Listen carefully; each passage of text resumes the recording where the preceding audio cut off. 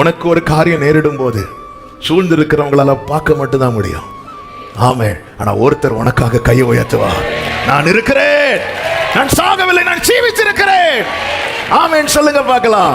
யாக்கோபுக்கு விரோதமான மந்திரம் இல்லை, இஸ்ரவேலுக்கு விரோதமான குறி சொல்லுதல் இல்லை.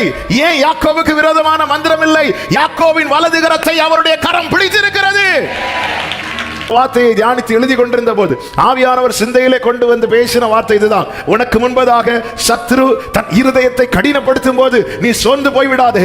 சத்ரு உன் இருதயத்தை கடினப்படுத்துகிறான் என்றால் புரிந்துகொள், கர்த்தர் உன்னை விசேஷப்படுத்தி மற்றவர்களுக்கு உனக்கும் ஒரு வித்தியாசத்தை உண்டு பண்ண போகிறார். நம்புகிறவர்கள் மாத்திர கரங்களை தட்டி, சத்ரு தன் இருதயத்தை கடினப்படுத்தும் போது கர்த்தர் உன்னை விசேஷப்படுத்த போகிறார். ஆமென். நாளைக்கு சத்ரு பிளான் பண்றதுக்காக ஸ்தோத்திரம்.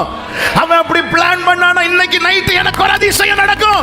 Story story story. ஆமென் சொல்றவங்க நல்ல கைகளை தட்டி ஹalleluya. இயேசுவே இயேசுவே. உபாகமம் 32வது அதிகாரம். உபாகமம் 32வது அதிகாரம் அதனுடைய 40வது வசனத்தை வாசிக்க கேட்கலாம். உபாகமம் 32:40. நான் என் கரத்தை வானத்திற்கு நேராக உயர்த்தி நான் என்றென்றைக்கும் ஜீவித்திருக்கிறவர் என்கிறேன். ஹalleluya. ஆமென். இந்த நாளிலே பேசும்படி கடந்த நாளிலே ஆவியானவர் சிந்தையிலே கொண்டு வந்த கர்த்தருடைய வார்த்தை. ஆமென். தம்முடைய ஜனத்திற்காக தேவன் தம்முடைய கரத்தை உயர்த்த போகிறார். ஹalleluya. 36வது வசனத்தை நீங்கள் பார்த்தீர்களானால் ஆண்டவர் சொல்லுகிறார், கர்த்தர் தம்முடைய ஜனங்களை நியாயம் தீர்த்து அவர்கள் பலன் போயிற்றென்று காணும்போது தம்முடைய ஊழியக்காரர் மேல பரிதாபப்படுவார்.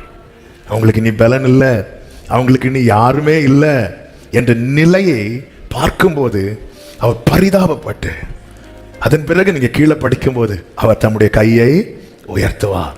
ஆமே. பொதுவாகவே இந்த கூட்டத்தில் ஒரு பிள்ளை காணாம போச்சு, கையில கொண்டு வந்து கொடுக்கப்பட்டுச்சுன்னு வச்சுக்கோங்களேன். அவ இவ்வளவு பேர் இருக்கிற இடத்துல அந்த பிள்ளைய பக்கத்துல நிறுத்திட்டு இந்த பிள்ளை சார்பா இங்க யார் இருக்கிறா அப்படின்னு கேட்டா யாரெல்லாம் கை தூக்குவாங்க? எல்லாரும் பார்த்துட்டு இருப்பாங்க. அந்த பிள்ளையுடைய அப்பாவோ அம்மாவோ இந்த கூட்டத்தில் இருந்தா அவங்க என்ன செய்வாங்க? அந்த கூட்டத்திலிருந்து நான் இருக்கிறேன், ஆமென், கையை உயர்த்துவாங்க. இந்த பகல் வேளையில என்னை கேட்டுக்கொண்டிருக்கிற அன்பு சகோதரா சகோதரி, உனக்கு ஒரு காரியம் நேரிடும் போது சூழ்ந்து இருக்கிறவங்களால பார்க்க மட்டும்தான் முடியும். ஆமென். ஆனா ஒருத்தர் உனக்காக கையை உயர்த்துவார். நான் இருக்கிறேன், நான் சாகவில்லை, நான் ஜீவித்திருக்கிறேன். ஆமென் சொல்லுங்க பார்க்கலாம். கர்த்தருடைய கரம். ஆமென். கர்த்தருடைய கரத்தை குறித்து வேதத்தில் அநேகம் சொல்லப்பட்டிருக்கிறது. இந்த நாளிலே அவருடைய கரம் செய்கிற 3 காரியங்களை சொல்லி ஜெபிக்க விரும்புகிறேன். கர்த்தர் நம்மோடு கூட இடைபடுவாராக. முதலாவது, அவருடைய கரம் பலத்த கரம். எல்லாரும் சொல்லுங்க பார்க்கலாம். பலத்த கரம். 136வது சங்கீதம் அதனுடைய 12வது வசனத்திலே இப்படி சொல்லப்பட்டிருக்கிறது, பலத்த கையினாலும் ஓங்கிய புயத்தினாலும் அதை செய்தவரை துதி. அவருடைய கரம் பலத்த கரம், பலத்த கரம். ஆமென். ஹல்லேலூயா. மோசேயின் கை ஒருவேளை பலவீனப்படலாம், மோசேயின் கை பலவீனப்படலாம். ஆமென். முன்னிற்கிறவர்கள் கரங்கள் பலவீனப்படலாம். ஆனால் என்றென்றைக்கும் ஜீவித்திருக்கிறவருடைய கரம் பலத்த கரம். 32 எரேமியா 32:17 இப்படி ஒரு வார்த்தை சொல்லப்பட்டிருக்கிறது. கர்த்தராகிய ஆண்டவரே, இதோ தேவரீர் உம்முடைய மகாபலத்தினாலும் நீட்டப்பட்ட உம்முடைய புயத்தினாலும் வானத்தையும் பூமியையும் உண்டாக்கினீர்.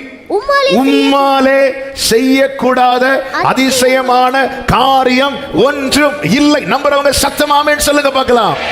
கர்த்தருடைய கரம் பலத்த கரம். எனவேதான் சங்கீதக்காரன் பாடும்போது சொல்லுகிறான், அவருடைய பலத்த கையினாலும் ஓங்கிய புயத்தினாலும் அதை செய்தவரை. எதை செய்தவரை? 136வது சங்கீதம் அதனுடைய 10-11 வசனங்களில் இப்படி சொல்லப்பட்டிருக்கிறது, எகிப்தியருடைய தலைசங்களை சங்கரித்தவரை துதியுங்கள், அவர்கள் நடுவிலிருந்து இஸ்ரவேலை புறப்பட பண்ணினவரை துதியுங்கள். பலவான் கையிலிருந்து கொள்ளை பொருளை பறிக்க கூடுமோ? விடமாட்டோம் என்று கெட்டியை பிடித்து வைத்திருக்கிறான் பார்வோன். எல்லாமே அவனுக்கு ஃபேவரா இருக்கிறது. அதிகாரம், ஆள்பலம், எல்லாமே. என்ன வந்தாலும் இந்த இஸ்ரவேலரை வெளியே விடவே கூடாது என்பதுல ரொம்ப உறுதியா இருக்கிறான். அதன் அடையாளம் தான் இத்தனை வாதைகள் வந்த பிறகும் வேதம் சொல்லுகிறது, பார்வோன் தன் இருதயத்தை, அப்போ என்ன வேணாலும் இழக்கலாம், இவனை விட்டுறக்கூடாது, இந்த ஆத்மா மட்டும் தப்பிடக்கூடாது. அவன் எவ்வளவு கவனமா இருக்கிறான் பாத்தீங்களா? இப்போ ஒரு காரியம் தெளிவாய் தெரிகிறது, ஒரு ஆத்மாவுடைய வேல்யூ மற்ற எல்லாவற்றை விட பெரியது என்பதை சாத்தான் அறிந்திருக்கிறான். ஆமென். நல்ல கவனிங்க. அந்த வாதையினால எகிப்துல பெரிய நஷ்டம், பஞ்சம், வெட்டுக்கிளி வந்து அவ்வளவு விளைச்சல்களையும் அழித்து தான் போட்டுச்சு. அப்போ இந்த இஸ்ரவேலரோ ஒரு காசு கையில கிடையாது. புறப்படும் போது கூட பக்கத்து வீட்டுல இருந்து வாங்கிட்டு தான் போறாங்க. ஆனாலும் இந்த பூமியே நஷ்டம் ஆனாலும் பரவாயில்ல, இவனை விடக்கூடாதுன்னு பார்வோன் தன் இருதயத்தை கடினப்படுத்தி இருக்கிறானா? இந்த பூமியை விட, இந்த மண்ணை விட, மற்ற எல்லாவற்றை விட ஒருவனுக்குள்ள இருக்கிற ஆத்மா எவ்வளவு விலையேற பெற்றது என்பதை அவன் அறிந்திருக்கிறான். பாத்தீங்களா? நமக்கு தான் தெரியல, அதனாலதான் மண்ணுக்கு சண்டை போட்டுட்டு இருக்கிறோம். அவன் ஒரு மனிதன் அதான் நல்ல கவனிங்க, அவன் ஆஃபர் எல்லாத்தையும் கொடுக்கிறான். இயேசு இந்த பூமியில வந்தா அவர் தூக்கிட்டு போயிடுவார்னு தெரியும், பாதாளத்துக்குள்ள இருக்கிறவனையும் போய் தட்டிட்டு வந்துருவார்னு தெரியும். அதனாலதான் அவர் காவலிலே ஆவிகள் இடத்துல போய் பிரசங்கிக்கிறார், பிரகடனப்படுத்தினார், ப்ரொக்ளைம் பண்ணார் என்று ஆங்கிலத்தில் இருக்கிறது. ப்ரொக்ளைம்னா பிரகடனப்படுத்துறார். எதை பிரகடனப்படுத்துறார் தெரியுமா? நான் ஜெயிச்சிட்டேன். ஹல்லேலூயா. அது வரைக்கும் யாருக்கும் அந்த பாதாள அறைக்குள்ள போயிட்டு வெளியே வர முடியாது. நீங்க அன்னைக்கு கவனிச்சீங்கன்னா தெரியும், கல்லறைகள் எல்லாம் திறக்கப்பட்டு அநேகர் தங்களை உயிரோடு இருக்கிறவர்களாகவே காண்பிக்கப்பட்டார்கள் என்று வேதம் சொல்லுகிறது. பாதாள வல்லமைக்கு விடுவிக்க வல்லவர் தான் நமக்காக கரத்தை உயர்த்தி இருக்கிறார். ஆமென். அப்ப பார்வோன் பாருங்க, எவ்வளவு நஷ்டம் அந்த தேசத்துக்கு வந்துச்சு, எவ்வளவு. ஆனாலும் விடமாட்டோம்னா அந்த ஆத்மா. பிரியமான கர்த்தருடைய பிள்ளைகளே, நம்ம எவ்வளவு விலையேற பெற்றவர்கள் தெரியுமா? ஹல்லேலூயா. நம்ம எனக்கு இன்னும் இருக்கு, எனக்கு யார் இருக்கிறாங்க, எனக்கு எது? உனக்குள்ள நான் பாடும்போது என் உதடுகளும் நீர் மீட்டு கொண்ட என் ஆத்துமாவோ கர்த்தர் எனக்கு நன்மை செய்தபடியால் நான் அவரை பாடுவேன். கர்த்தர் செய்த நன்மை என்ன? என் கண்ணை கண்ணீருக்கும் என் காலை இடறுதலுக்கும். அடுத்த வார்த்தை சொல்லுங்க, என் ஆத்துமாவை மரணத்திற்கும். ஹல்லேலூயா. ஆமென். அப்படிப்பட்ட ஆத்துமா விட்டவே கூடாது, என்ன வந்தாலும் விட்டக்கூடாது. கடைசியில் ஆண்டவர் எங்க அடிச்சுட்டு தூக்கிட்டு வந்தார்னா தலையில அடிக்கிறார். தலைப்பிள்ளை ஒரு குடும்பத்தினுடைய, அதுவும் ஒரு ராஜானா அவனுடைய முழு எதிர்பார்ப்பே அவனுடைய மூத்த பிள்ளை. தலைப்பிள்ளை அடிக்கிறார். அடிச்சுட்டு அதுக்கு மேல அந்த ஆட்டுக்குட்டியின் ரத்தத்துக்கு முன்னாடி நிக்க முடியாம அத்தனை பேரும் இஸ்ரவேல் ஜனங்கள் எப்படியும் வெளியே போயிடக்கூடாது என்கிறதுல உறுதியா இருக்கும் போது கர்த்தர் மோசேக்கு முச்சடியில் எழுந்தருளி தரிசனமாகிறார். பேசும்போது அவர் ஒரு வார்த்தையை சொல்லுவார் பாருங்கள். யாத்திராகமம் 3வது அதிகாரம் அதனுடைய 19வது வசனம். எகிப்தின் ராஜா கை வல்லமையை கண்டால் ஒழிய உங்களை போக விடான் என்று நான்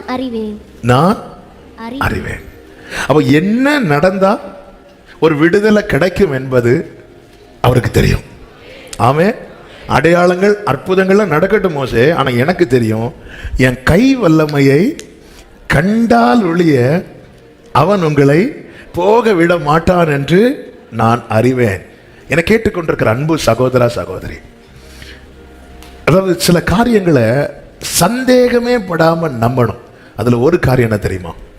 உம்முடைய கை என்னை உண்டாக்கி என்னை உருவாக்கிட்டு. அடுத்த காரியம், உம்முடைய கையில நீர் என்னை வரைந்திருக்கிறேன். அடுத்த காரியம் என்ன? என் காலங்கள் எல்லாம், இந்த மூணையும் சொல்லுங்க பார்க்கலாம். உம்முடைய கரம் என்னை உருவாக்கிட்டு. சத்தமா சொல்லுங்க, உம்முடைய கரத்தில் என்னை வரைந்திருக்கிறேன். என் காலங்கள் எல்லாம் உம்முடைய கரத்தில் இருக்கிறது. இந்த நம்புறவங்க மாத்திர கைகளை உயர்த்தி ஆமே. இதுல கொஞ்சம் கூட டவுட் வரக்கூடாது. ஆமே. சில இடத்துல சங்கீதக்காரன் சொல்லுகிறார், ஆண்டவர் ஏன் உம்முடைய கையை முடக்கி கொண்டிருக்கிறீர்? ஆண்டவர் இங்க சொல்றார், என் கை வல்லமையை கண்டால் ஒழிய அவன் உங்களை போக விடான் என்று நான் அறிவேன். அப்ப எந்த இடத்துல கையை உயர்த்தணும், எந்த இடத்துல கையை நீட்டணும், எந்த இடத்துல கரத்தை அசைக்கணும், எல்லாமே கர்த்தருக்கு தெரியும், அவருக்கு தெரியும். எனவேதான் பைபிள் சொல்லுகிறது, அவருடைய பலத்த கைக்குள்ளே அடங்கிரு. இங்க என்ன நடந்தா மாற்றம் உண்டாகும்னு கர்த்தருக்கு தெரியும். ஆண்டவர் சொல்ல, இங்க பாருப்பா, இப்படி இப்படி எல்லாம் செய்வேன், ஆனாலும் எனக்கு தெரியும் என் கை வல்லமைய. நம்ம ஊர் லாங்குவேஜ்ல சொன்னா, அவனுக்கு 2 அடி கொடுக்காம அவன் திருந்த மாட்டான்னு எனக்கு தெரியும். என்னதான் நீ பேசு, ஆரம்பத்தில் நீ பேசிடுவ, அதுக்கப்புறம் நான் பார்த்துக்கிறேன். என் கை வல்லமையை கண்டால் ஒழிய ஆண்டவர் காண்பிக்க ஆரம்பிக்கிறார். மந்திரவாதிகள் சொல்லுகிறார்கள், யாத்திராகமம் 8வது அதிகாரம் 18 19 வசனங்களிலே, மந்திரவாதிகளும் தங்கள் மந்திர வித்தையினால் பெண்களை பிறப்பிக்கும்படி பிரயத்தனம் செய்தார்கள். செய்தும் அவர்களால் கூடாமற் போயிற்று. பெண்கள் மனிதர் மேலும் மிருக ஜீவன்கள் மேலும் இருந்தது. 19வது வசனம். அப்பொழுது மந்திரவாதிகள் பார்வோனை நோக்கி, இது தேவனுடைய விரல் என்றார்கள். இது தேவனுடைய விரல் என்றார்கள். நல்ல கவனமா, இன்னும் கர்த்தர் முழு கையை காட்டல, ஒரே ஒரு விரல தான் காட்டுறார். ஆமென், ஹல்லேலூயா. ஒரு விரல் தெரிய ஆரம்பிச்சதும் அங்க நடந்தது என்ன அப்படின்னா, எல்லா மந்திரங்களும் எல்லா எதிர் வல்லமைகளும் ஒண்ணுமே இல்லாமல் போயிற்று. யாக்கோபுக்கு விரோதமான மந்திரம் இல்லை, இஸ்ரவேலுக்கு விரோதமான குறி சொல்லுதல் இல்லை. ஏன் யாக்கோபுக்கு விரோதமான மந்திரம் இல்லை? யாக்கோபின் வலது கரத்தை அவருடைய கரம் பிடித்திருக்கிறது. அவருடைய கரம் பலத்த கரம். இன்னும் ஆண்டவர் பாருங்க, ஆண்டவர் எவ்வளவு சத்துரு விஷயத்துல கூட பொறுமையா இருக்கிறார் பாருங்க. அவன் எடுத்ததுமே அவன் தலையில அடிக்கல, அவன் தண்ணியில தான் அடிச்சார். தண்ணியில அடிக்கும் போதே திருந்தலன்னா அடித்தட்டி எங்கதான் விழும்? அவன் எடுத்ததுமே தண்ணீர்ல தான் அடிச்சார், அதுலயாவது இல்ல. இப்ப பாருங்க, ஆண்டவர் கையை காட்டல, அவன் முதல்ல ஒரு விரல காட்டுறார். விரல காட்டுறதுமே அந்நிய வல்லமைகள் எல்லாமே விரல காட்டுறார். இன்னும் நீ திருந்தலன்னா விரல மடக்குவார். இப்படி மடக்கிறது எதுக்கு? ஆமென், ஹல்லேலூயா. முதல்ல விரல காட்டினாரு, அதுலயே நீ திருந்தலையா, பார்த்துக்கலாம். ஹல்லேலூயா. உமக்கப்பானவர் யார்? வானத்திலோ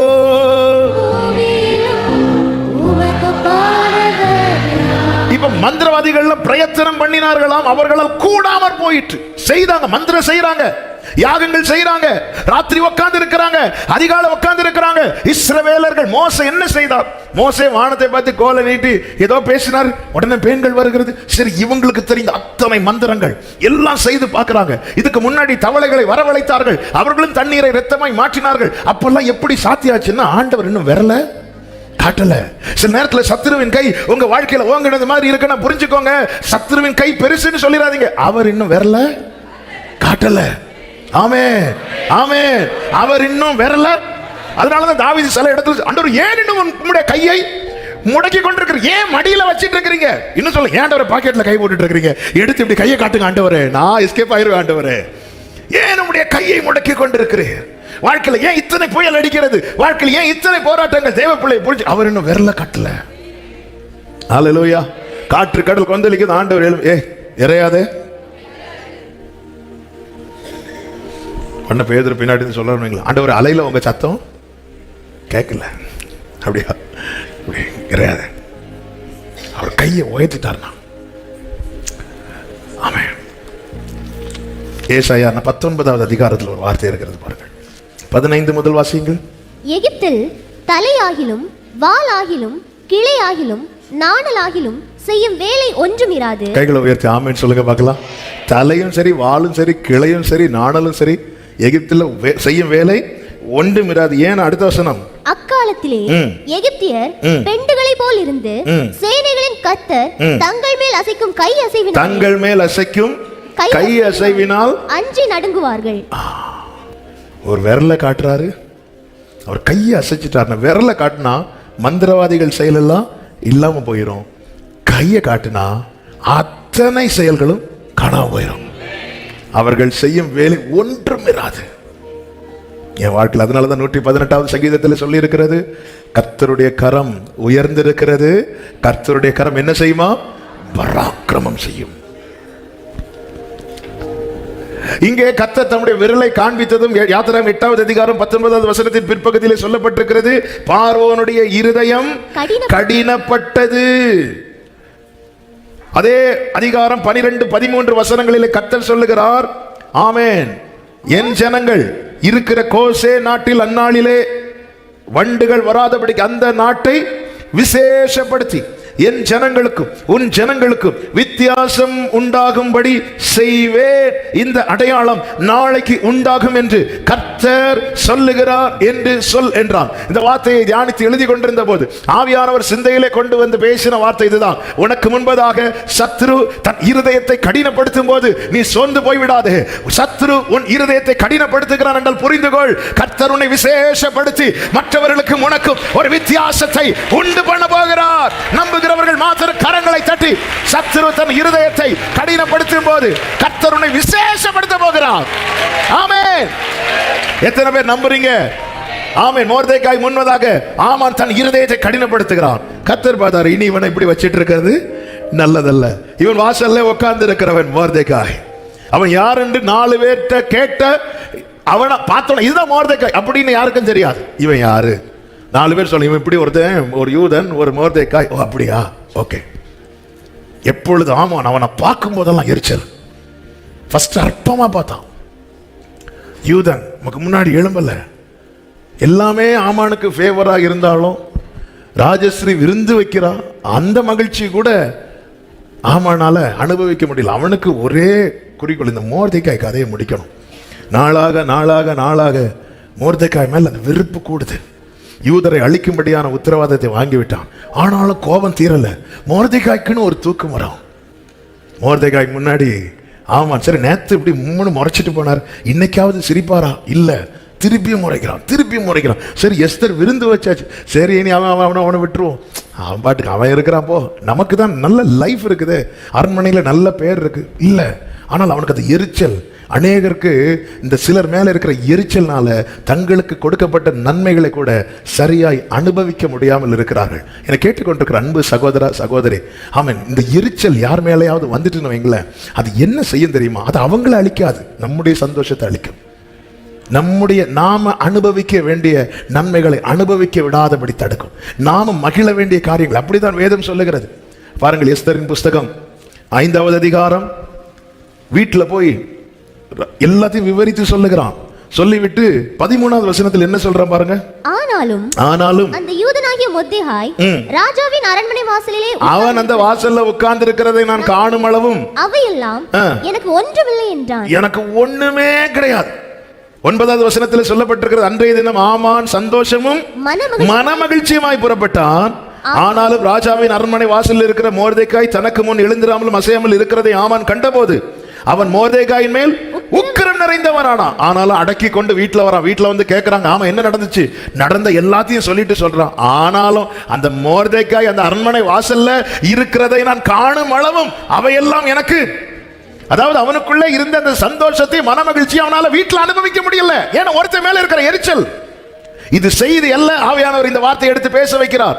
எத்தனை இடத்துல நாம் மகிழ்ச்சியா இருக்க வேண்டிய இடத்துல மகிழ முடியல, களிகூர்ந்து ஆராதிக்க வேண்டிய இடத்துல ஆராதிக்க முடியல, சந்தோஷத்தோடு குடும்பமாய் அனுபவிக்க வேண்டிய பல நன்மைகள் இருந்தும் நம்மால் அனுபவிக்க முடியாத காரணம் பலர் மேல் இருக்கிற எரிச்சல்.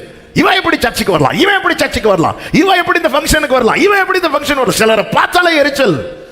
இந்த எரிச்சல் இது ஆமானுடைய வேலை, ஆமானுடைய ஆவி. இது தேவன் தருகிறதல்ல. ஹல்லேலூயா, ஹல்லேலூயா. இந்த எரிச்சல் தேவ பிள்ளைகளுக்கு வரக்கூடாது. இப்படி எரிகிறான். உடனே தான் வீட்டில் இருந்து ஆலோசனை போகுது. அவனுடைய மனைவி அவனை பார்த்து சொல்றா, 14வது வசனத்தில் 50 முழ உயரமான ஒரு தூக்கு மரம் செய்யப்பட வேண்டும், அதிலே மொர்தெகாயை தூக்கி போடும்படி நாளைய தினம் நீர் ராஜாவுக்கு சொல்ல வேண்டும். ஏற்கனவே இவன் எதிரா இருக்கிறான், இப்பொழுது இன்னும் மூர்க்கம். இன்னும் கோபம். எதற்காக இந்த வார்த்தையை சொல்லுகிறேன்? நீ கர்த்தரை நம்பி இருப்பது உண்மையானால் உனக்கு எதிராக எழும்புகிற கடினமான காரியம், மூர்க்கமான காரியம், அது உன்னை விசேஷப்படுத்துவதற்கு எதுவாய் மாறும். ஆமென். இவள் என்ன சொல்லுகிறார்? நாளைய தினம். என்ன சொல்றா? நாளைய தினம் நீங்க தூக்கு மரம் போட்டு அவனை தூக்கி போட ராஜாவினிடத்தில் உத்தரவாக வேண்டும். ஹல்லேலூயா. இவன் நாளைய தினம்னு பேசினதும் கர்த்தர் இங்க என்ன நடத்துகிறார் பாருங்கள். 6வது வசனம், 6வது அதிகாரம் 1வது வசனம். அந்த ராத்திரி. ஹல்லேலூயா. ஐயோ, நாளைக்கு என்ன ஆகுமோ? ஏங்க, ஒரு இரவு இருக்குல்லங்க. ஆமென். ஹல்லேலூயா. போன வருஷம் மறக்க முடியாத ஒரு சம்பவம். ஆமென். அப்பொழுது வெளியே ஒரு ஊழிய விஷயமா வெளியே இருக்கும்போது அப்படி சபையிலேருந்து ஒரு ஃபோன் கால் வருது. ஒரு சகோதரி இப்படி அப்பாவுக்கு செக் பண்ணிவிட்டு கால் எடுக்கணும்னு சொல்லிட்டாங்க அப்படின்னு. எனக்கு ஒன்றுமே ஓடலை. அப்படி ஏசப்பா என்ன சொல்ல அப்படி ஜெபம் இருக்கும்போது ஆண்டவர் வந்து பேசுகிறாங்க. எப்போ எடுக்க சொன்னாங்க? நாளைக்கு தானே, ஒரு நாள் இருக்குல்ல. ஜெபம் பண்ணும், நீங்களும் ஜெபம் எடுங்க. ஜெபம் பண்ணுறேன். உன்னை ப்ரேயர் குரூப்லாம் போட்டு விட்டாச்சு. ஒரு நாள் ஆண்டவர் அதை காட்டி தரார். ஒரு ராத்திரி இருக்கு, நாளைக்கு தானே சொல்லியிருக்கிறாங்க. ஆமென். கிருபையினால் எல்லாரும் ஜெபம் பண்ண ஆரம்பிச்சாங்க. அடுத்த நாள் ஒரு சீஃப் டாக்டர் வந்து செக் பண்ணிட்டு பார்க்குறாரு. இது டேப்லெட்டே போதும், காலெல்லாம் எடுக்க வேண்டாம். ஹல்லேலூயா. உங்க கைகள் உம்மால் கூட. ஆமென். உங்க கைகள் ஜீசஸ் உம்மால் கூடாது, உம்மால் கூடாதது. நாளைக்குன்னு சத்துரு பிளான் பண்றதுக்காக ஸ்தோத்திரம். அவன் அப்படி பிளான் பண்ணானா இன்னைக்கு நைட் எனக்கு ஒரு அதிசயம் நடக்கும். ஆமென் சொல்றவங்க நல்ல கைகளை தட்டி. ஹல்லேலூயா. நாளைக்கு உன் கதையை இந்நேரத்தில் முடிப்பேன். இயேசுவேல் சொன்னதும் இன்னைக்கு எலியா தூதனை பார்க்கிறான், பரலோக போஜனத்தை உட்கொள்றான். ஹல்லேலூயா. அதனால ஆண்டவர் நாளைய குறித்து, நாளைய தினத்தை குறித்து பயம் இல்லை, நாதன் இயேசு எல்லாம் பார்த்து கொள்வார். எல்லாம் பார்வன் தன் இருதயத்தை கடினப்படுத்தினதும் அதுவரை கேட்காத வார்த்தை, அதுவரை வெளிப்படாத காரியம். என்ன? நான் என் ஜனம் இருக்கிறான் பாரு தேசம், அந்த பட்டணத்தை நான் விசேஷப்படுத்த போறேன். ஹல்லேலூயா, ஹல்லேலூயா, ஹல்லேலூயா. என் வாழ்க்கையில தேவன் ஒரு கிரியை செய்ய துவங்கி விட்டார். ஆமென். போக என்னப்பா நீ இவ்வளவு ஜெபம் பண்ணி சூழ்நிலையெல்லாம் இன்னும் ரொம்ப ஒஸ்டா தான் போகுது. ஒஸ்டா போகுதுனால பெஸ்ட் பக்கத்துல வந்துட்டுன்னு அர்த்தம். நம்புறவங்க ஹல்லேலூயா ஆமென் சொல்லுங்க பார்க்கலாம். ஆமென். கர்த்தர் நல்லவர். ஹல்லேலூயா. அதனால தான் பைபிள் சொல்லுகிறது. ஆமென். யாத்திராகமம் 15வது அதிகாரம் 6வது வசனத்தில் ஜனங்கள் பாடினார்கள். ஆமென். நாம் இன்னைக்கு அந்த பாடலை தான் பாடி ஆராதித்தோம். கர்த்தாவே, தேவர்களில் உமக்கொப்பானவன் யார்? அதில் என்ன சொல்லி பாடுகிறார்கள்? கர்த்தாவே, உம்முடைய வலதுகரம் பலத்தினால் மகத்துவம் சிறந்திருக்கிறது. கர்த்தாவே, உம்முடைய வலதுகரம் பகைஞனை நொறுக்கி விட்டது. பகைஞனை நொறுக்கி விட்டது. 12, 13 வசனங்களை வாசியுங்கள். நீர் உமது வலதுகரத்தை நீட்டினீர், பூமி அவர்களை விழுங்கி போட்டது. நீர் மீட்டுக் கொண்ட இந்த ஜனங்களை உமது கிருபையினாலே அழைத்து வந்தீர். உம்முடைய பரிசுத்த வாசஸ்தலத்துக்கு நேராக கைகளை உயர்த்தி ஆமென் சொல்லுங்க பார்க்கலாம். அப்படி என்றால் அவர் விளங்க பண்ணுகிற கிருபைக்கு பின்னாக இருப்பது என்ன தெரியுமா? அவருடைய கரம். கிருபை இன்னைக்கு நம்ம கிருபையில களி கூறுகிறோம்னா அதற்கு பின்னாக இருப்பது அவருடைய கரம். அவருடைய கரம் இல்லை என்றால் அவருடைய கிருபை இன்னதென்று நாம் அறியாமலே போயிருந்திருப்போம். கிருபையினாலே காக்கப்பட்டோம், கிருபையினாலே மீட்கப்பட்டோம், கிருபையினாலே நடத்தப்படுகிறோம், கிருபையினாலே நாளை மறுகரையில் அவர் நம்மை கொண்டு போய் சேர்க்க போகிறார். இதுக்கு பின்னாக இருந்து செயல்படுத்துகிறது என்னவென்றால் அவருடைய பலத்த கரம். பலத்த கரம், மைட்டி ஹேண்ட், பலத்த கரம். உங்க கைகள் கூறுகவில் உம்மா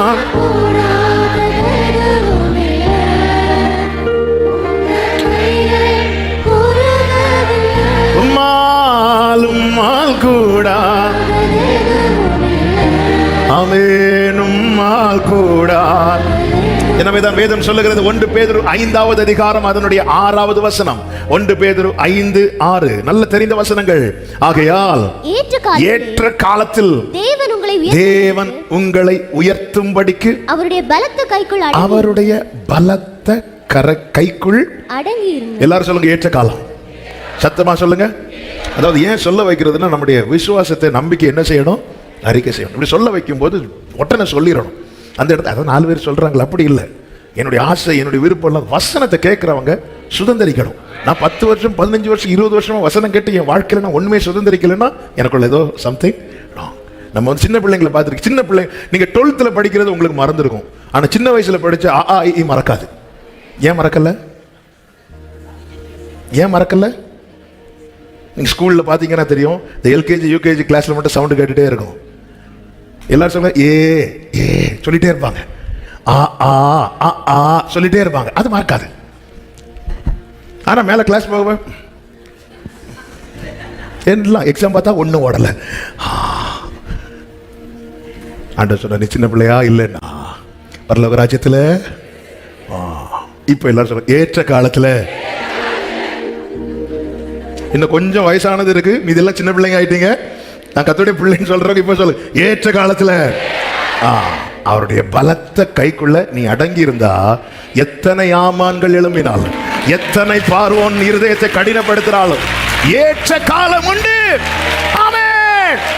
நல்ல கைகளை தட்டி அபிஷேகம் பண்ண அந்நிய பாஷையில ரபல கதன ரம ஷேல பதனரா. ஹalleluya ஹalleluya ஆமென். ஜீசஸ் எனக்கு குறித்ததை நிறைவேற்றி முடிப்பவர் நீரே ஐயா, நீரே எனக்காக யாவையும். ஆமென் ஹalleluya. எனக்கு குறித்ததை ஜீசஸ் எனக்காக யாவையும். ஆமென். அப்பா உமக்கு ஸ்தோத்திரம்.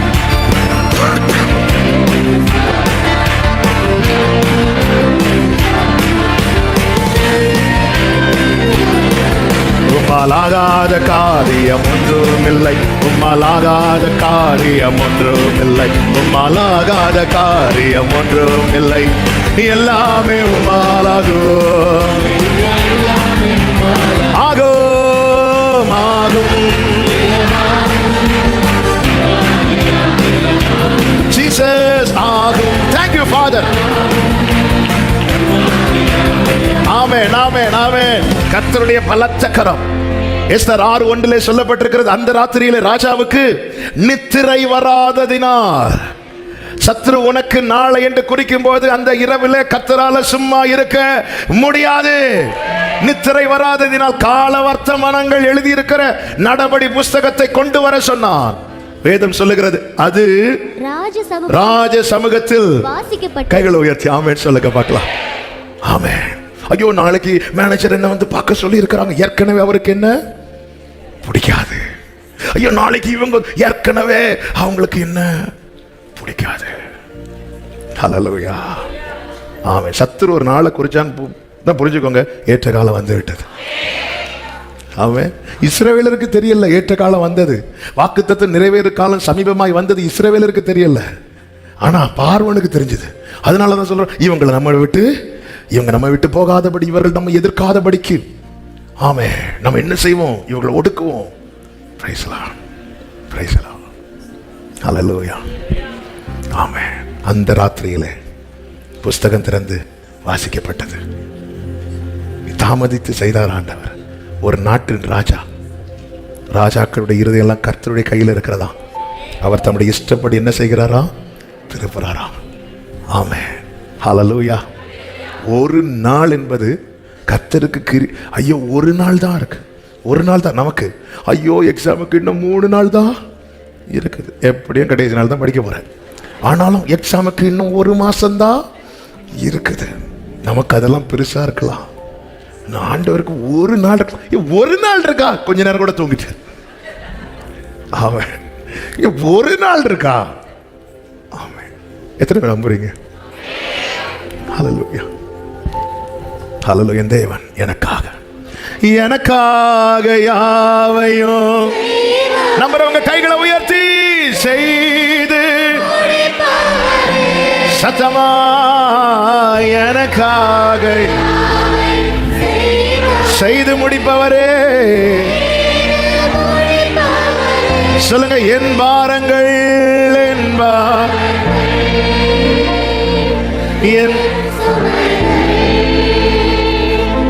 என் பாரங்கள்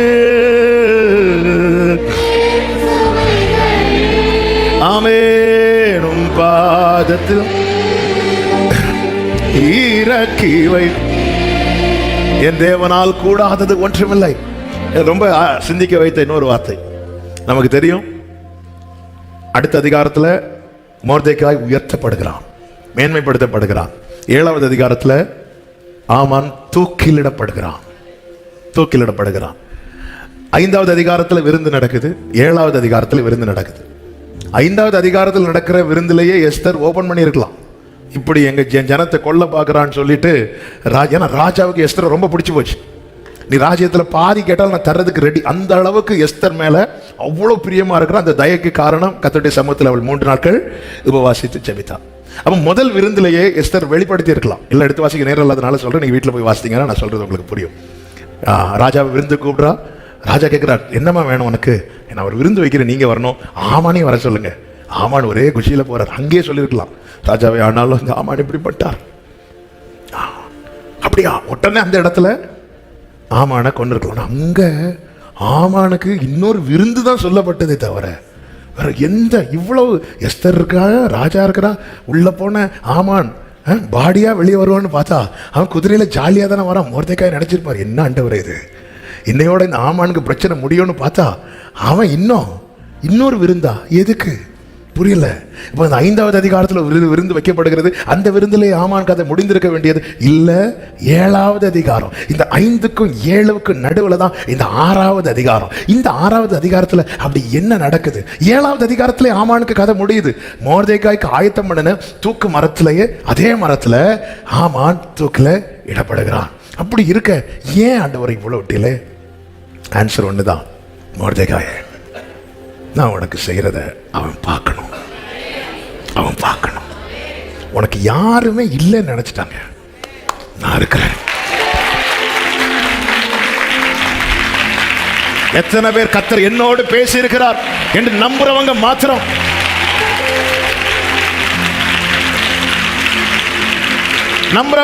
தேவனை மகிமைப்படுத்துங்க. நான் உனக்கு செய்யறத அவன் பார்க்கணும். ஆமென் சொல்லுங்க பார்க்கலாம். மொர்தெகாய் ஆமானை முடிக்கிறது ஆண்டவருக்கு விஷயம் கிடையாது. அதனாலதான் அவன் என் கை வல்லமைய பார்க்கணும். அவன் பார்க்கட்டும், உட்காரவை அவனை. ஹல்லேலூயா, ஹல்லேலூயா, ஹல்லேலூயா. பாட்டா வருது. நான் வேற ஆவேசத்துல 3 பாயிண்ட்னு சொல்லிட்டேன். அவன் ஹல்லேலூயா, நான் உனக்கு செய்யறத பார்க்கணும். அதனால வெயிட் பண்ணி இருக்கட்டும், போட்டோம்.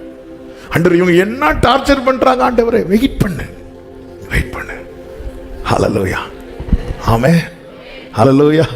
ஆமான் வீட்டுக்குள்ளிருந்து திட்டம் போடும்போது நீ புரிந்து கொள், உனக்கான திட்டம் ஏற்கனவே போடப்பட்டது. அவன் ஒரு திட்டம் போடுறான், அது அவனுக்கான திட்டம்.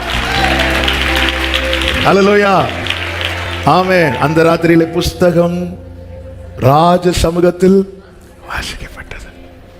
ஹல்லேலூயா. ஒரு நாள் உண்டு, அது கர்த்தருக்கே தெரிந்தது. அது பகலும் அல்ல, இரவும் அல்ல, ஆனாலும் சாயங்காலத்தில் வெளிச்சம் உண்டாகும். ஆகையால் ஏற்ற காலத்திலே அவர் உங்களை உயர்த்தும்படிக்கு அவருடைய, எல்லாரும் சொல்லுங்க, பலத்த கை அடங்கிரு. ஆமென். மொர்தெகாய் நிலைமை அந்த ஏற்ற காலம் வரது வரை வாசல்ல தான் உட்கார்ந்து இருக்கிறவன். வாசல்ல உட்கார்ந்து இருக்கிறவனுக்கெல்லாம் மதிப்பு கிடையாது. வாசல் அப்படி உட்காந்துருப்பான், அப்படியே இருப்பான்.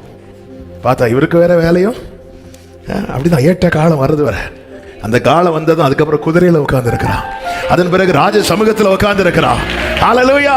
முதலாவது அவனை குறித்து எழுதின வார்த்தை ராஜ சமூகத்தில் வாசிக்கப்பட்டது. அதன் பிறகு அவனுடைய வாழ்க்கையே ராஜ சமூகத்திலே காணப்பட்டது. என கேட்டுக்கொண்டிருக்கிற அன்பு சகோதரா சகோதரி, நம்முடைய காலங்களையும் நம்முடைய வாழ்க்கையும் கர்த்தர் தம்முடைய கையில வரைந்திருக்கிறார். ஏற்ற காலம் இன்னைக்கு நீ இருப்பது வனாந்தரமா இருக்கலாம், அல்லது ஏதோ ஒரு வாசல்லையா இருக்கலாம், அல்லது அக்கினியிலா இருக்கலாம், முட்களின் நடுவிலா இருக்கலாம். ஆனால் ஒரு நாள் உண்டு, ஆமென் சொல்லுங்க பார்க்கலாம். அவருடைய பலத்த கைக்குள்ளே அடங்கியிருங்கள். அவருடைய கரம் பலத்த கரம், நமக்காய் உயர்த்தப்பட்ட அவருடைய கரம் பலப்படுத்தும் கரம். எல்லாரும் சொல்லுங்க, பலப்படுத்தும் கரம். சங்கீதம் 89:21 கர்த்தர் தாவீதை குறித்து சொல்லும் போது இப்படி சொல்லுகிறார், என் கை அவனோடே உறுதியாயிருக்கும், என் புயம் அவனை பலப்படுத்தும். அந்த பலத்துல தாங்க கோலியாத் அடிச்சான். அந்த பலத்துல சிங்கத்தின் வாய்க்கு ஆட்டுக்குட்டிய தப்பு வைத்தா. எப்படி தப்பு வச்சிருப்பாரு? சிங்கம் கடிச்சு வச்சிருக்கும் ஆட்டுக்குட்டிய. அப்போ அதை என்ன செய்யணும்? அப்படி பிடித்து இழுத்து அந்த ஆட்டுக்குட்டிய சேதம் இல்லாம பல்லு கடையில மாட்டிக்கொண்டிருக்கிற ஆட்டுக்குட்டியை இழுத்தா கிழிந்து தான் வெளியே வரும். அதுக்கு சிங்கத்துக்கே சாப்பிட கொடுத்துருக்கலாம். அதுக்கு சேதம் வரக்கூடாதுன்னா அந்த வாயை ஓப்பன் பண்ணணும். ஓப்பன் பண்ண முடியுமா? சிங்கத்துக்கு பல்லு பார்த்துருக்கீங்களா? சிங்கத்துக்கு பல்லு பார்த்துருக்கீங்களா? அந்த பிடியிலெல்லாம் மாட்டினா ஓப்பன் பண்ண முடியுமா? இந்த கையால முடியுமா? ஆமே, இருக்கிற பலம் கூட இன்னும் வேலை முடியலையா?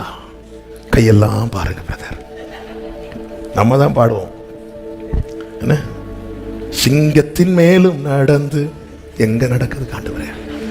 அவன் எந்த கையை வச்சு, எந்த கையால, இதெல்லாம் பிராக்டிக்கலா சாத்தியமாங்க. இவனுக்கு யுத்தம்னா என்னன்னு தெரியும். யுத்தத்துக்கான ட்ரெஸ் கூட போட தெரியாது தாவீதுக்கு. ஆமென். ஆனால் இப்பொழுது சிங்கத்துக்கு முன்னாடி கொண்டு போய் விட்டிருக்கிறான். அனுமதித்தது கர்த்தரானால் அதை மேற்கொள்ளுகிற பலனை கர்த்தர்.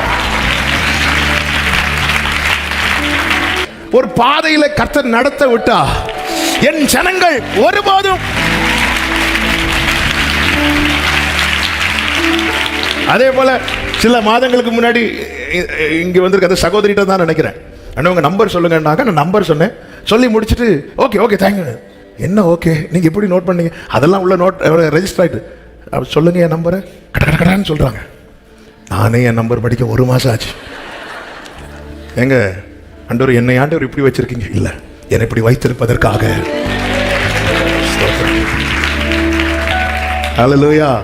ஆண்டவரே, எங்க அண்ணன் இருந்திருந்தா, உங்க அண்ணன் இருந்ததை ஓடி இருப்பான் சிங்கத்தை பார்த்த உடனே. அவன் ஹல்லேலூயா, என் புயம் அவனை பலப்படுத்தும். பலப்படுத்துகிற கரம். ஹல்லேலூயா, பலப்படுத்துகிற கரம். ஆமாம், ஆண்டவர் பல நேரத்தில் ஆமாம் சொல்லுங்க, இந்த வீட்டில் போய் நீ இப்படி, இந்த வீட்டில் போய் இப்படி பிறந்திருக்கிறிய, பல கேள்விகள் வரும். நீங்க இப்படி இருக்கிறதுனால தான். இல்லை நான் ஏன் மசில காட்டிட்டு இருந்தேன்னா ஆண்டவர் கை எடுத்துருவார். போ இல்லப்பா, பாருங்கப்பா.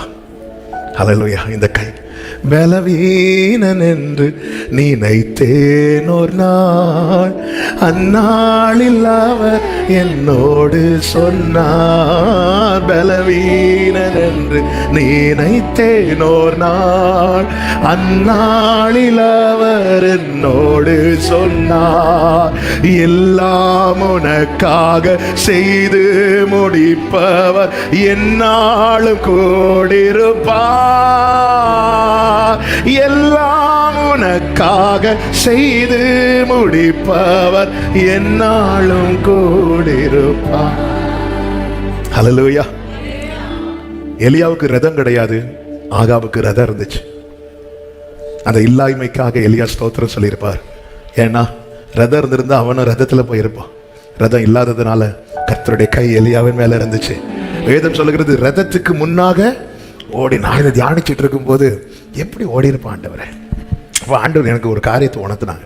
இந்த டாய் பைக் கார்லாம் பார்த்துருக்கீங்களா? அது எந்த வேகத்தில் ஓடும்? அது எந்த வேகத்தில்? ஏன்னா அவங்க யூஸ் பண்ணது கிடையாது. டாய் பைக்கு கார்லாம் எந்த வேகத்தில் ஓடும் தெரியுமா? அதை யூஸ் பண்ணுறவங்க கையுடைய வேகத்தில் ஓடும். நான் சொல்கிறது எத்தனை பேருக்கு விளங்குதுன்னு தெரியல. ஒரு சின்ன பிள்ளைகிட்ட கொடுத்தா அது இப்படி தான். இது ஒரு பெரிய ஒருத்தங்க பின்னாடி இழுத்து விட்டாங்கன்னா அப்படி அது அது வந்து அது அந்த அந்த டாயோடைய அந்த டாய் பைக் அதோடைய வேகத்தில் இல்லை, அதை யூஸ் பண்ணுற கையுடைய வேகத்தில் தான். நான் அவருடைய கரத்தில் இருக்கிறேன். ஹல்லேலூயா, ஹல்லேலூயா. எப்படிங்க பாட தெரியலன்னா பாடுறான், பேச தெரியலன்னா பேசுறான். இது டாயிங்க, ஒண்ணுமே கிடையாதுங்க. ஆனா என் மேல வைத்த அவருடைய கரம், என கேட்டுக்கொண்டிருக்கிற அன்பு சகோதர சகோதரி, அவருடைய கரம், ஹல்லேலூயா, அவர் யூஸ் பண்றார். ஆமென். எவ்வளவு நல்ல தேவன், எவ்வளவு நல்ல தேவன். கர்த்தருடைய கை எலியாவின் மேல் இருந்ததுனால் அவன் ஆகாவின் ரதத்துக்கு இதெல்லாம் நினைத்து பார்த்திருப்பாடா எலியா. ஆமென். ஆண்டவர் எனக்கு மட்டும் ரதம் இருந்திருந்தா உனக்கு முன்னாடி வேற ஒருத்தன் ஓடி இருப்பான். ஆமென். ரதம் இருந்திருந்தா நீ இருக்கிற இடத்துல வேற யாரோ வந்து இருந்திருப்பாங்க. சில இல்லாய்மைக்காக ஸ்தோத்திரம், சில இல்லாய்மைக்காக ஸ்தோத்திரம். ஹல்லேலூயா. ஆமென். பவுல் பாருங்க, ஆமென், என்னை பலப்படுத்துகிற கிறிஸ்துவினால். ஹல்லேலூயா. பவுலுடைய சரீரத்தின் பலவீனம் பவுல் சொல்றாரு. 2 கொரிந்தியர் 11வது அதிகாரம் 23 முதல் பார்த்தீங்கன்னா தெரியும். அதிகமாய் அடிக்கப்பட்டேன், நிறைய காவல்கள், மரண அவஸ்தை, 40 அடியாக ஒன்றும் குறைய 40 அடியாக 5 முறை அடிக்கப்பட்டேன், கல்லறி உண்டேன், 3 தடவை கப்பர் சேதம். அந்நிய ஜனத்தினால் மட்டுமல்ல, சொந்த ஜனமும் எனக்கு மோசம் பண்ணாங்க. பசி, பட்டினி, தாகம், நிர்வாணம், கொள்ளீர். இவைகளின் நடுவில் பவுல் சொல்லுகிறார், என்னை பலப்படுத்துகிற கிறிஸ்து. இந்த சிச்சுவேஷன்ல இருக்கிறவனையும் பலப்படுத்த முடியுமா? எவரையும் மேன்மைப்படுத்தவோ பலப்படுத்தவோ தேவனுடைய கரத்தினாலே ஆகும். இந்த பவுலை கொண்டு கர்த்தர் 14 நிருபங்களை எழுதினார். இன்னைக்கு நாம் படித்து பலப்பட்டு கொண்டிருக்கிறோம். 14க்கும் அதிகமான சபைகள் ஸ்தாபிக்கப்பட்டது. 10,000 மைல்களுக்கும் அதிகமாய் அதிகம் அடிக்கப்பட்டவன், காவலில் இடப்பட்டவன், கப்ப சேதம், வியாதி, பசி, பட்டினி, தாகம் என அவ்வளவு பிரச்சனை சந்தித்தவன் 10,000 மைல்களுக்கும் அதிகமாய் பயணித்து இருக்கிறார் என்றார். அது மாத்திரமா கடைசியில் சொல்றார், நான் ஓட்டத்தை முடித்தேன். இவ்வளவு இருந்தும் என் ஓட்டத்தை எதுவுமே ஸ்டாப் பண்ணவும் இல்லை, தடுக்கவும் இல்லை. ஏனென்றா நான் ஓடல, என் மேல ஒரு கரம் இருந்து என்ன ஓட வச்சு.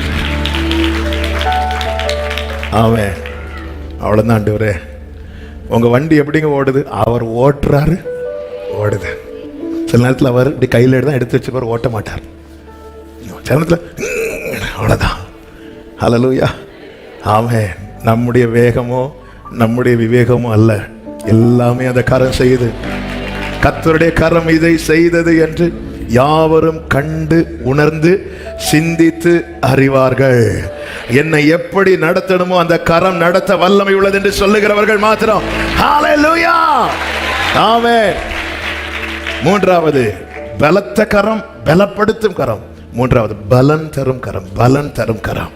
104வது சங்கீதம் 27, 28 வசனங்கள் நல்ல தெரிந்த வசனங்கள் தான்.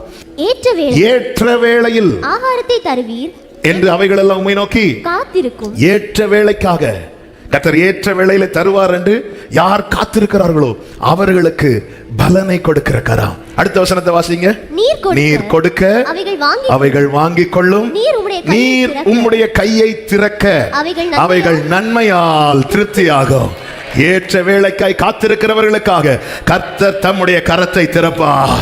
கர்த்தர் தம்முடைய கரத்திலிருந்து எடுத்து கொடுப்பார். அவர்களை வெட்கப்பட்டு போக விட மாட்டார். ஒரு வசனத்தை கூட வாசித்து ஜெபிக்கலாம். ஏசாயா 49வது அதிகாரம் அதனுடைய 22, 23 வசனங்கள். இதோ ஜாதிகளுக்கு நேராக என் கரத்தை உயர்த்தி ஜனங்களுக்கு நேராக என் கொடியை ஏற்றுவேன் என்று சொல்லிவிட்டு கடைசி 23 கடைசியில கர்த்தர் என்ன சொல்லுகிறார்? நான் கர்த்தர், எனக்கு காத்திருக்கிறவர்கள் வெட்கப்படுவதில்லை என்பதை நான் கரத்தை உயர்த்துகிற அந்த நாளிலே நல்ல கைகளை தட்டி ஆமென் சொல்லுங்க பார்க்கலாம். என கேட்டுக்கொண்டிருக்கிற அன்பு சகோதர சகோதரி, நீ கர்த்தருக்கு காத்திருப்பது உண்மையானால், ஏற்ற வேளைக்காய் காத்திருப்பது உண்மையானால், அவன் உன்னை வெட்கப்பட்டு போக கர்த்தர் கையை முடக்கி கொண்டிருக்க மாட்டார். உன்னை சாட்சி சொல்ல வைக்க அவர் தம்முடைய கரத்தை உயர்த்துவார். ஆமா, அவர் உங்களுக்கு செய்வார்னு எப்படி நம்புறீங்க? நம்பிக்கை ஒண்ணுதான், ஜீவிக்கிறார் இயேசு அவ்வளவுதான். ஆண்டவர் கையை வைத்து சொல்ற, நான் சாகல, இன்னும் ஓவரா என் பிள்ளை அடிச்சிட்டு இருக்கிற. அவர்களுக்கு யாரும் இல்லைன்னு நினைச்சியா? அவர் பரிதாபப்படுகிறவர். கரத்தை உயர்த்தி நான் ஜீவித்திருக்கிறவர். பலத்த கரம், பலப்படுத்து கரம். காத்திருக்கிற அவரை நம்பி அப்பா வாக்கு தந்திருக்கிறார். ஏற்ற வேளையில் ஆண்டவர் சொல்றார், கையை உயர்த்துவேன், அப்பொழுது அறிந்து கொள்வாய். எப்பொழுது? இந்த கையை உயர்த்துவேன் பாரு, எப்பொழுது. காத்திருக்கிற அன்பு சகோதரா சகோதரி, அந்த நாள் வரப்போகிறது. அப்ப நீங்க உடனே என்ன தெரியுமா நினைக்கணும்? அப்பா கையை உயர்த்திட்டாரு எனக்காக, எனக்காக, எனக்காக. எத்தனை பேர் நம்புறீங்க? ஆமென் சொல்லுங்க பார்க்கலாம். உங்க கைகள் குறுகவில்லை, உம்மால் கூட. அப்படி எழுந்து நிற்கலாமா தேவ சமூகத்துல? ஜீசஸ், உங்க கைகள் ஆமென், உம்மால் கூடாதது எதுவும் இல்ல, உம்மால் கூடாதது எதுவும் இல்ல, உம்மால் கூடாத. ஆமென், ஆமென், ஆமென், ஆமென். ஹல்லேலூயா. நான் கர்த்தர். அதுக்கு மேல உள்ள வசனங்கள்ல தான் ஆண்டவர் சொல்ல, சீயோன் சொல்றா, கர்த்தர் என்னை மறந்தார், என்னை கைவிட்டார். இல்லம்மா, ஏற்ற காலம் நான் வரல. பல முறை சொன்ன வார்த்தை ஒரு விஷயம் கூட சொல்லுகிறேன். ஏற்ற காலம் என்பது நாம் குறிக்கிற நாள் அல்ல, கர்த்தர் ஏற்கனவே குறித்து வைத்த நாள். ஆமென். அந்த நாள் வரும். அந்த நாள் வரும்போது நீங்க என்ன சொல்லணும்னா, அப்பா கையை வைத்துட்டார். ஆமென். இப்ப சேர்ந்து பாடுவோமா? எனக்காக யாவும் செய்து முடிக்கும் என் தேவன் நீர் இருக்க பயமே இல்லை, எல்லாவற்றையோ நிரப்பும் நீர் இருக்க. எனக்காக யாவோம், எனக்காக யாவோம் என் தேவன் நீர் இருக்க பயமே இல்லை, எல்லாவற்றையோ நிரப்பும் நீர். எல்லாரும் இப்ப கைகளை உயர்த்தி ஒரே சத்தமாய், உங்க கைகள் குறுகவில்லை, உம்மால் கூடாதது எதுவும் இல்லை, உங்க கைகள் உம்மால் கூடாதது எதுவும் இல்லை, உம்மால் கூடாதது எதுவும் இல்லை, உம்மால் கூடாது. எத்தனை பேர் சொல்லுங்க? அனுமதித்ததெல்லாம் நன்மைக்காக, அனுமதித்ததெல்லாம் நன்மைக்காக, நடத்திடும் பாதைகளும். ஆமென். அனுமதித்ததெல்லாம் நடத்திடும் பாதைகளோ அதினதின் காலத்தில், அதினதின் காலத்தில் நேர்த்தியாய் செம்மையாய் எனக்கான யாவும் செய்து முடிப்பே.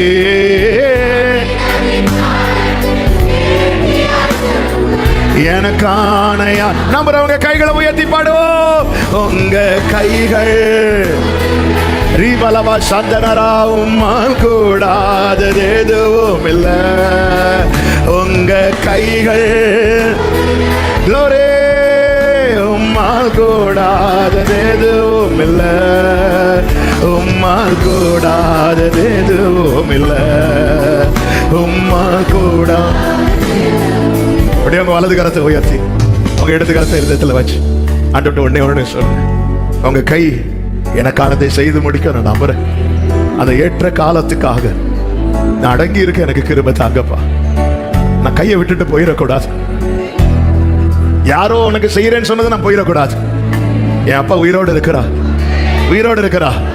நான் அடங்கி இருக்க எனக்கு கிருபை தாங்க. நான் எதுல சோர்ந்து போறேன், எதுல தளர்ந்து போறேன் எல்லாம் உங்களுக்கு தெரியும். சர்ச்சில் வந்து வார்த்தை கேட்கும் போது எனக்கு இருக்கிற நம்பிக்கை, சில காரியத்தை பார்க்கும் போது காணாம போறது உங்களுக்கு தெரியும்.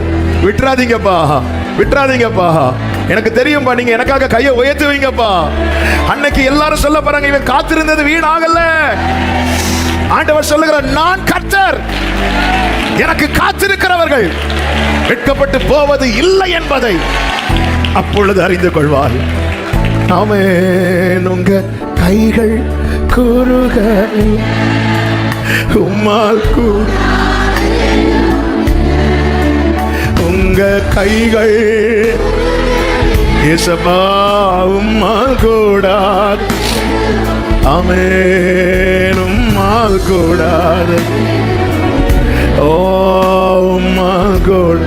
ஒரு 2 நிமிஷம் ஜெபம் பண்ணுவீங்களா? ஒரு 2 நிமிஷம் ஜெபம் பண்ணுவீங்களா? எந்த ஒரு காரியமானாலும் ஆண்டவர்ட்ட வச்சுட்டு சொல்ல முடியுமா? நீங்க கையை உயர்த்திட்டீங்கன்னா சால்வ் ஆயிரும். நீங்க கையை உயர்த்திட்டீங்கன்னா சால்வ் ஆயிரும். நீங்க கையை அசைச்சிட்டீங்கன்னா எல்லா எதிரான காரியங்கள் ஒண்ணுமே எல்லாம் போயிடும். ஜெபம் பண்ணுங்க. ஆண்டவரே, நான் காத்திருக்கிறதுனால நிறைய பேர் கொஸ்டின் பண்றாங்க, நிறைய பேர் நிந்திக்கிறாங்க. ஆமென். நீங்க கையை உயர்த்துவேன்னு சொல்லி இருக்கிறீங்க. நான் உங்களை நம்புறேன்பா, நான் உங்களை நம்புறேன். எனக்கான வேலை வரும்போது இமீடியட்டா செய்வீங்க, இமீடியட்டா. அதனாலதான் ஆண்டவர் சொல்லுகிறார், நீ தாமதித்தாலும் காத்திரு, விட்டுறாத. இத்தனை வருஷம் வெயிட் பண்ணிட்ட, விட்டுறாத.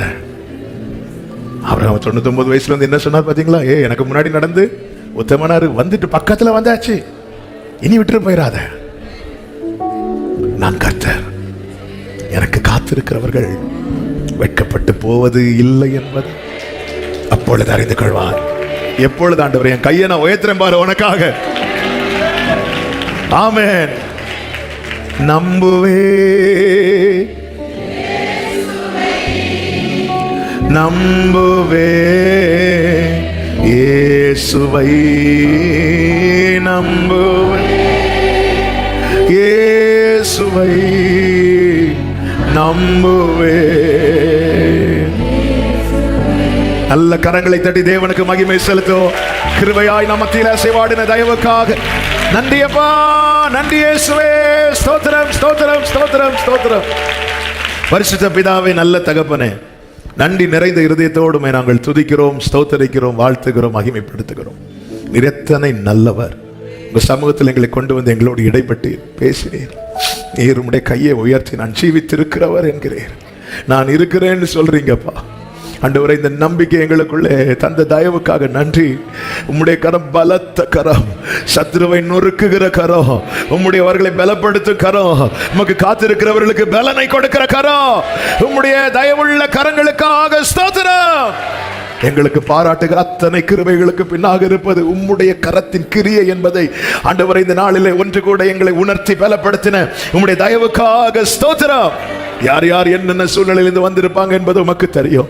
எத்தனை நாட்கள், எத்தனை வருடங்கள் சில குறிப்பிட்ட காரியத்துக்காக உங்க சமூகத்தில் நீர் கொடுத்த வார்த்தைகளை பிடித்துக் கொண்டு காத்திருக்கிறார்கள் என்பது உமக்கு தெரியும்.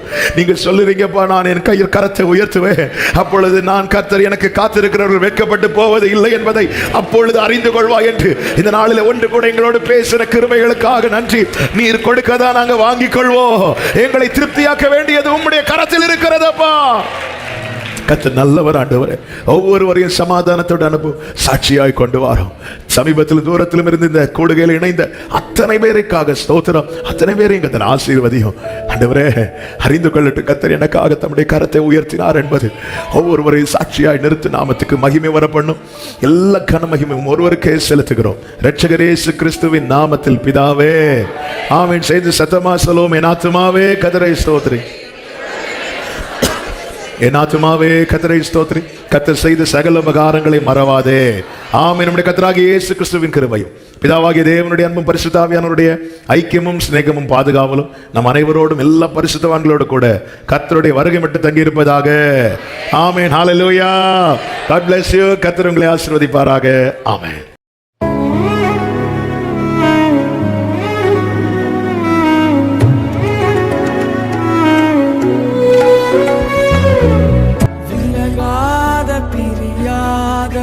சமூகமே அதுதானே.